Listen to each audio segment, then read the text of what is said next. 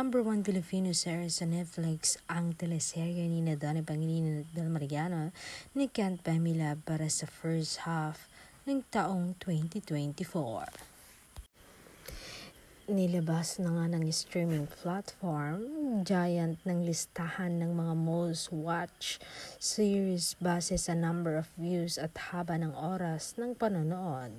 Kahit nga ba sa Pilipinas lang ito pinapalabas, nakakuha ang Don Bell ng serye ng 1 million views o 54.8 million watch hours. Sumunod naman ang Netflix original series na Replacing Chef Chico na pinagbidahan ni Piolo Pascual, Samuel B. at Alessandra De Rose na may 700,000 views at 3 million watch hours.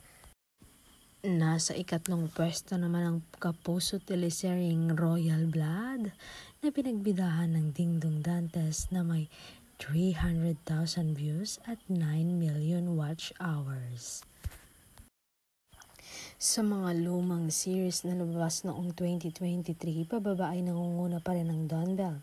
Nakakakuha ang series na His End to Her ng 300,000 views at 1.7 billion watch hours. Sumunod ang kapuso teleseryeng Maria Clara at Ibarra na may 100,000 views at 4.9 million watch hours.